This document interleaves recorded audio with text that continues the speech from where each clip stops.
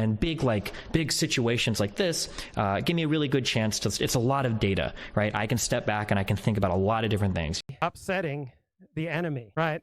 But are you doing good for yourself, right? Every time that you're trolling people, you're ingraining habits that will inevitably demonstrate themselves in real life, which will be maladaptive. This is the downside to the e-personality, right? And why do you enjoy causing pain to other people, even the enemy? Now, I'm sure in some circumstances that's adaptive, but overall, I would say that there's something going on in your psychology and your life that is not in your interest if it continues to play such a role in your psyche and your actions going forward. I think there's probably a more adaptive way going forward, and that you get such joy out of trolling the enemy may be reflective of certain maladaptive patterns in your life.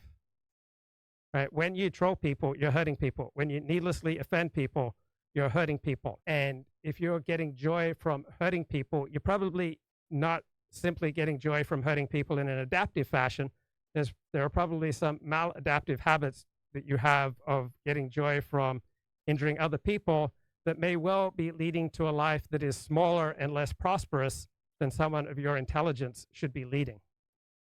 Right? I'm absolutely open that there's a time and a place and a righteousness to trolling the enemy.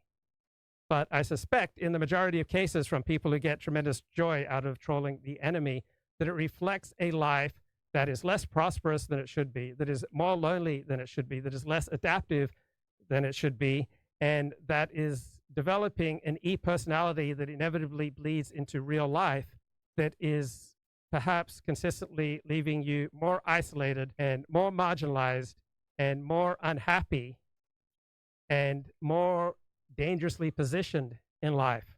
Because, for example, one of the dangers of being on the margins of society is that you're more likely to be lopped off and destroyed by events where you would not be destroyed if you're in the middle of the pack. Life in the middle of the pack is the most adaptive way to go through life. All right.